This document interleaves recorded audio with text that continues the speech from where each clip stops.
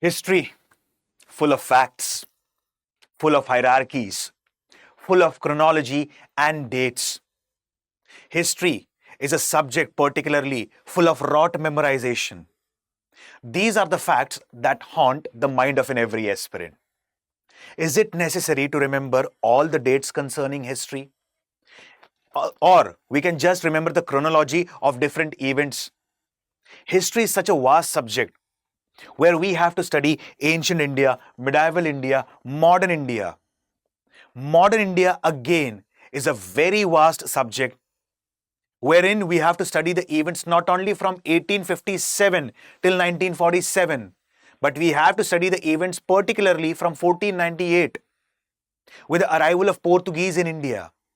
And as soon as we see the book Spectrum, we start feeling sleepy because it is such a bulky book. These are the things that haunts the mind of an every aspirant. Hi everyone, this is Alok Ojha. Welcome to StudyIQ IAS English. In today's short session, we are going to explore with the honest analytical approach of history. Like what approach needs to be followed, particularly for the prelims examination, what approach needs to be followed for the mains examination. Like you might have been going through the past year question papers and you might have one question in your mind. Sir, with the passage of time, day by day, the weightage of history, UPSC has started decreasing. Initially, there used to be 10 to 12 questions in history. Then there were approximately 8 to 7 questions in history. Now there are only 5 to 6 questions in history. And out of that, majorly there are 3 to 4 questions, particularly from modern Indian history. And there are few questions, particularly from ancient Indian history.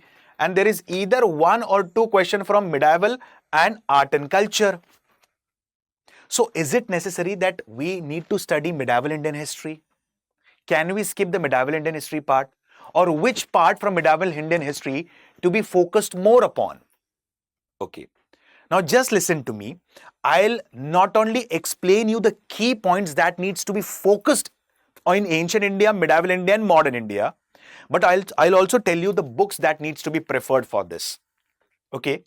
Now let's begin with the key topics of ancient India. Now, ancient India, again, is it's altogether a vast subject, ranging particularly from prehistoric culture to the post-Guptas, particularly with the Harshvardhana. And there are different dynasties that we have to study here. But here I have noted down the key points which needs to be focused, and UPSC has a tendency to ask questions on these major points. I'm not saying the questions won't be coming outside this, but UPSC usually has a tendency wherein the questions usually revolve around these points. I'll give you a small example. Prehistoric culture. Okay? From prehistoric culture, what kind of questions can crop up in the UPSC examination? I'll give you a small example. Consider the following statement. The development of agriculture took place for the first time during Neolithic age. Second statement. The term Neolithic Revolution was given by John Lubbock. Which among the following statement is correct? Only the first statement is correct. Why? The term Neolithic was given by John Lubbock, but the term Neolithic Revolution was given by Gordon Childe. So, usually these kinds of questions can crop up. Apart from this Neolithic place or Mesolithic place, where is it located? IVC. UPSC 2025 prelims examination. A direct question. The image of a nude dancing girl was made up of which metal? So the image was made up of bronze. So it was a bronze image of a nude dancing girl which was found at the site of Mohenjo-daro. And UPSC sometimes has a tendency to ask a direct question on the sites of Indus Valley civilization. Lothal, which is referred as Manchester of Indus Valley Civilization. There was a question, the water harvesting technique have been observed for the first time at which site of IVC? It was at the site of Dholavira located in Gujarat. So this is one of the favorite parts, prehistoric culture, IVC. Terminology questions usually crops up from the particularly Vedic civilization. What is Nishak? Nishak basically means the gold coins. Nishagriv, the gold ornaments. Mahajanpad, usually UPSC, they ask less questions, but when they ask questions, it crops up majorly in the form of 3 points. Where is this Mahajanpad located? What is the capital of this Mahajanpad? What are the key characteristics of that Mahajanpad? I'll give you a small example. There was a Mahajanpad referred as Magad. And in Magad, there was a dynasty that was being ruling, that was Haryanka dynasty. One of the rulers of Haryanka dynasty was Ajatashatru. So he was credited with creation or invention of 2 weapons at that time, Rath Musal and Mahashil Kantak. These weapons have also been depicted in the movie Bahubali. Correct? So simple words, the inventions Rath Musal and what we say Mahashil Kantak date back to, so it dates back to the era of Ajatashatru, who is also referred as Kunik. Mauryas and post-Mauryas. Mauryas, you can have ample amount of questions, particularly from the administration perspective. A very small example, 2025. Rajuka, Yukta and Pradeshika are. So these were the officers particularly concerning district administration during the time of Mauryas. Questions can be asked from Megasthenes Indica and have been asked from Megasthenes Indica. Consider the following statements. Sandrocotas or Androcotas was the name given to, or it's a Latin name of, Chandragupta Maurya. What are the important rock edicts? There are 14 major rock edicts and 3 minor rock edicts of Ashok. And questions can be asked on these rock edicts. Ruminde Pillar Edict. So, particularly from the Mauryan section, administration part is important. Apart from administration, rock edicts and pillar edicts are also important. Okay? Buddhism and Jainism, one of the favorite topics of UPSC. Although since past 1 to 2 years there are no questions, but Buddhism and Jainism are the favorite topics and ample amount of questions have been asked. I'll give you a small example with direct questions that UPSC has asked. What is Tathagat? Like Buddha was also referred as Tathagat. Tathagat basically means pathfinder of truth. Direct question. What is Chaitya and Vihar? Chaitya is particularly the prayer hall and Vihar is a residing place for monks and nuns. Direct question on stupa architecture. Direct questions on different mudras of Buddhism. Bhumi Sparsha Mudra, Dharma Chakra Mudra, Anjali Mudra, Vitarka Mudra, Uttar Bodhi Mudra, and so on. Direct question on the Ajanta caves.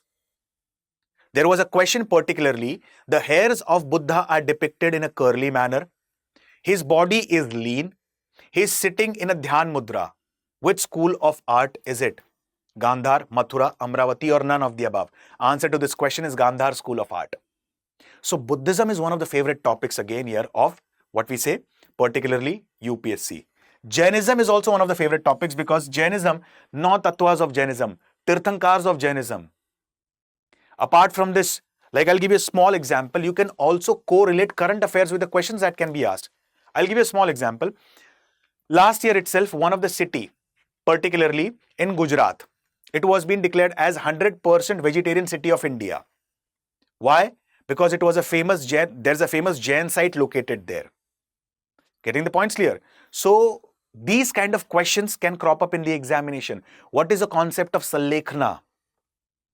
Then Sangam Age and Guptas, particularly questions from Guptas can come up in the form of administration majorly. Okay? I'll give you a small example. There has been a direct question. What is Vishti during Gupta period? So Vishti was forced labor. So here the administration of Guptas is important. Apart from this Gupta literature, the works of Kalidas, which among the following are dramas of Kalidas, which among the following are what we say, the poems of Kalidas, like Ritu Samhar, Meghdoot. Apart from this, Kumar Sambhav, these are poems of Kalidas. Abhigyan Shakuntalam, Vikramo Vashiyam, Malvika Agnimitram, these are dramas of Kalidas. Who wrote Swapna Vasav Dutt? That was written by Bhas. Okay? So, Gupta's literature is important. Gupta's administration is important. In Sangam age, particularly, epics are important. Direct question UPSC has asked, what is Tolkapiyam? It's a book on Tamil grammar. So, Sangam epics are important here. Post-Gupta, Harshvardhan era is more important here. Okay, like in post-Maurya, Shungas, Kanvas, Satvahan, Kushans, Sakas are important. But UPSC usually asks questions majorly on Mauryas. Similarly here, in post-Guptas, apart from Vakatakas, the most important one on which UPSC majorly focuses is the part of, yes, Harshvardhan. Like Priyadarshika, Nagananda, Ratnavali, these are the Sanskrit works credited to Harshvardhan. Then Banabhat, he wrote the famous Harshcharit. So these are the key aspects that you need to focus particularly in ancient India. Let's go for a quick part of medieval India. See, since past 2 to 3 years, usually UPSC is rarely asking few questions on Delhi Sultanate and Mughals. Rarely. Okay? But it does not mean that we skip the part of Delhi Sultanate and we skip the part of the Mughals. Administration and terminologies are important. Araghatta, a terminology that has been asked this year. Correct? Mughals administration again is very important. Apart from this, Maratha administration is very important. Questions can crop up from this part as well, Bhakti and Sufi movement.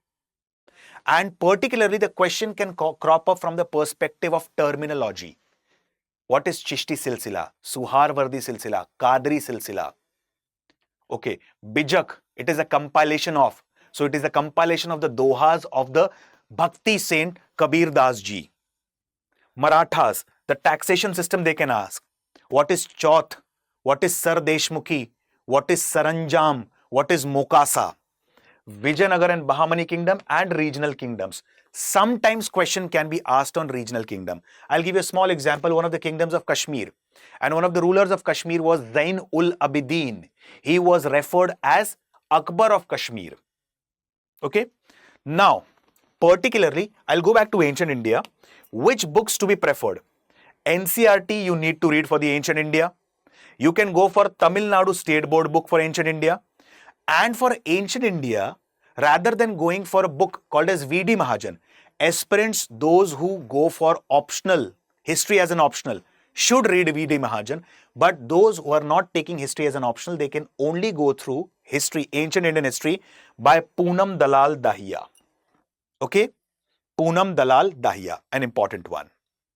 I repeat, Poonam Dalal Dahiya, ancient Indian history. Similarly, for medieval history, you can go particularly again here for 11th standard NCERT, Tamil Nadu State Board book, 11th standard, Poonam Dalal Dahiya for medieval India as well. Modern India, first question, very vast. Second, what to read? Confused. Should we go for spectrum? Should we go for particularly Satish, Bipan Chandra?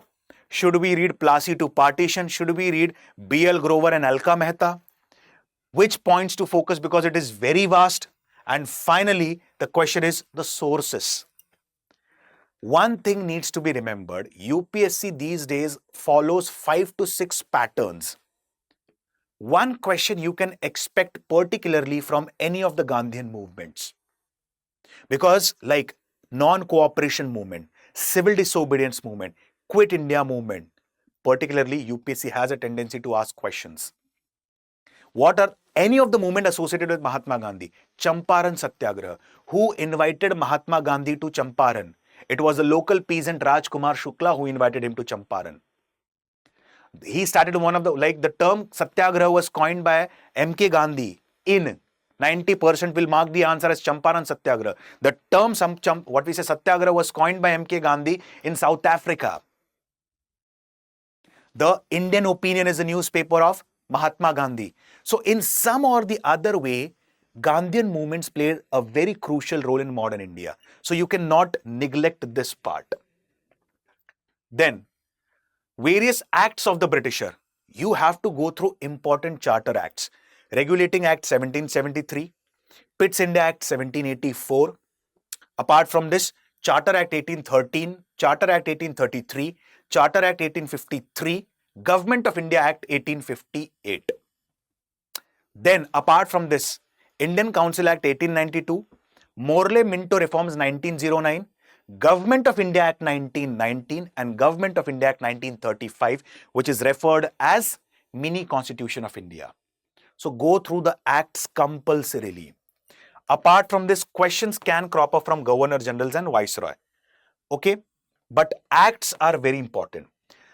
These days, UPSC has come up with a tendency of asking questions particularly from the quotations or the words said by different nationalists. A very simple example. Before initiating the civil disobedience movement, Mahatma Gandhi initiated the Dandi Yatra. And when he reached Dandi, he picked up salt and said, "With this, I shake the foundations of British Empire in India." So a question can crop up. Mahatma Gandhi used these words during.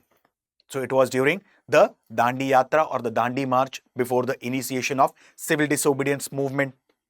Swaraj is my birthright and I will have it. Bal Gangadhar Tilak ji. So questions usually can come up from the statements and the quotations. Apart from this, commissions, Strachey Commission related to famine. Maxwell Broomfield Commission related to which satyagraha? Okay. Then John Woodhead Commission. Then different education commissions.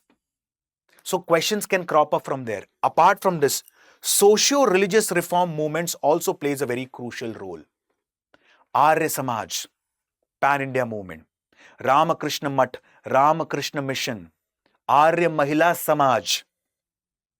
Rajaram Mohan Roy, Debendranath Tagore ji. Okay, Swami Vivekananda ji. Theosophical Society. Which of the following revolutions is, or which of the following Renaissance movement is also referred as Mohammedan Renaissance? Aligarh movement. You can expect at least one question particularly from socio-religious reform movements. E.V. Ramaswamy Naikar, also referred as Periyar. So these are the key points which you cannot, neglect or ignore. Gandhian movements, important charter acts, governors and viceroys, commissions, quotations. Apart from this, questions can crop up in the form of books and newspaper. Tehzeeb-ul-Akhlaq was the newspaper of. Apart from this, Kesari was a newspaper of. Maratha was a newspaper of. Voice of India was a newspaper of. So, the question might come up in this manner or in the manner like match the following. On one side, newspaper, on the other side, editors or the founders. So books and newspapers also play important role. And statements and quotations also do play a very important role. Now, I would suggest you, please read NCERT for this. Read 12th Standard Tamil Nadu Board for Modern India. Okay. If you want to go for Spectrum, you can go for Spectrum. But I would personally suggest go for B.L. Grover and Alka Mehta instead of Spectrum. And do read the book From Plassey to Partition. Please read that book. So these are the 4 key sources that you need to prefer. NCERT. Apart from NCERT, you have to go for Tamil Nadu State Board book 12th Standard.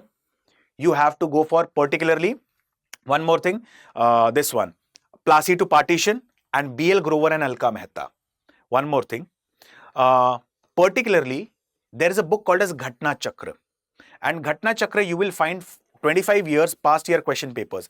These question papers are not only related to UPSC but different examinations. CDS, NDA, CAPF, state PSCs and so on. So here you will get the compilation of different, questions from different examinations as well. Either you can go for, the compilation from Ghatna Chakra or from any other source.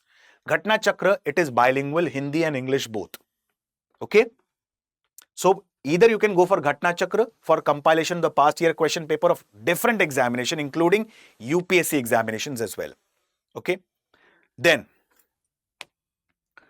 art and culture, the question comes is, sir, where to read art and culture from? Nitin Singhania or Spectrum Art and Culture? Should we follow CCRT, Center for Culture Research and Training? Should we read one of the NCERT themes of Indian history? And how to relate art and culture with the current affairs? I would suggest you either go for Spectrum or Nitin Singhania.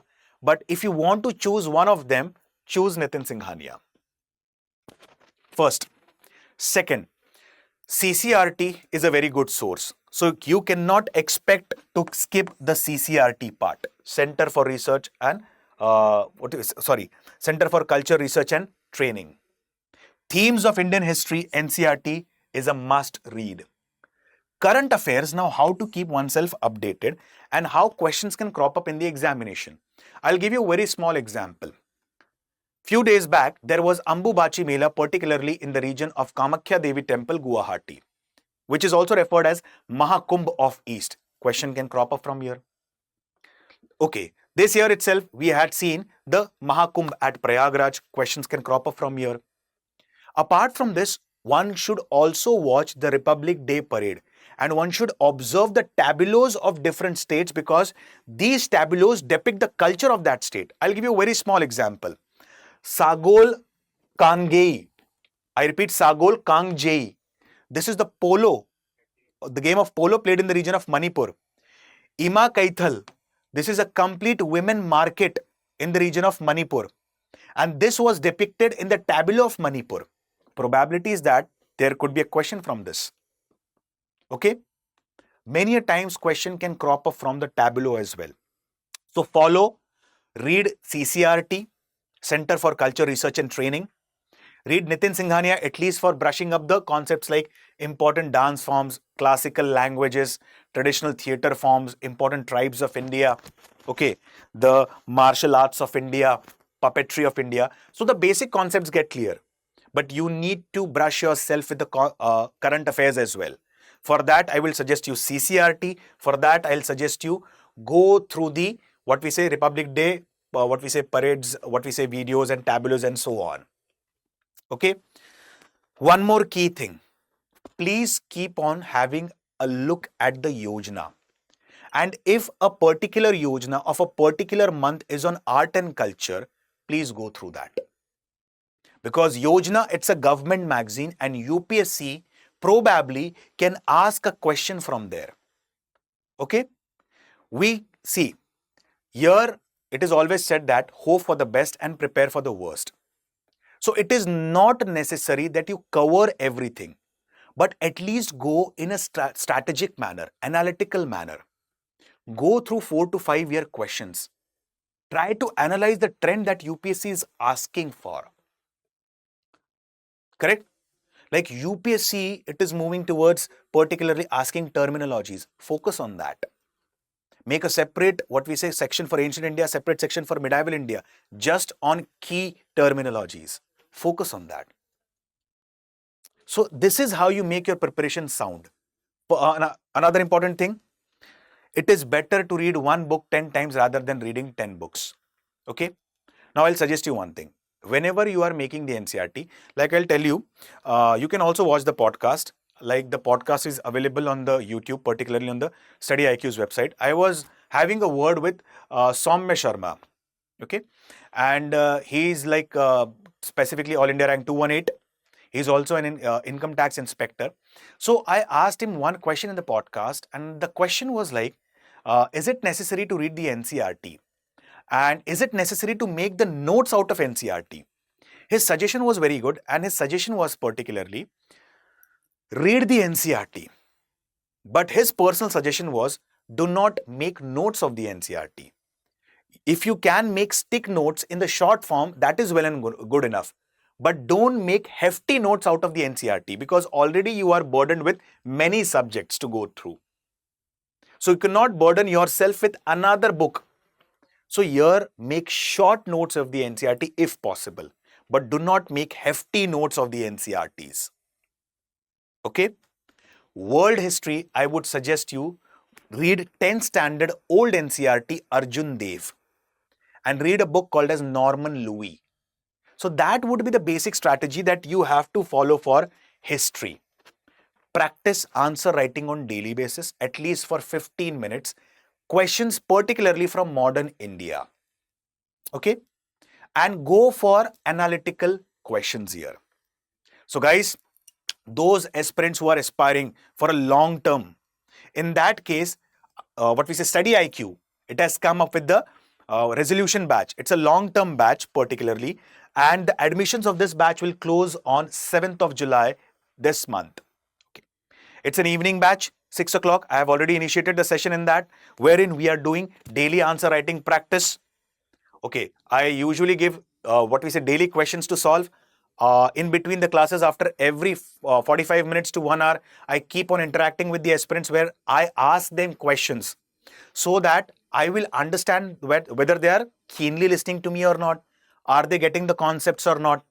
So you can have a direct interaction with the faculties. Okay. So the prices are 35,999 and you can use the code that is Alok Live, which is flashing on your screen. If you have any doubt, if you have any query concerning the long-term batch or its course, there is also a number that is flashing on your screen. So for direct counseling, you can contact on that number and you can use my code Alok Live. Okay, guys. So this is one part of the strategy that you need to follow during your initial days. Okay. Another question that maximum number of aspirants asked to me during the preparation, particularly the beginners, sir, is it necessary to study 12 hours on daily basis in the initial stages? No. Strict no. In the initial stages, apart from the video lectures that you are going through of 2 to 3 hours on daily basis, you have to study for 4 to 5 hours, initial stages. But as your preparation becomes sound and dynamic, increase the number of hours, maximum 7 to 8 hours apart from the classes that you are going through. Okay, that would be my suggestion. But during the initial stages, I would suggest you strict no for 12 hours. Sorry, for 12 hours on daily basis. Okay, guys, with this, I'll take your leave. Thank you and have a wonderful day.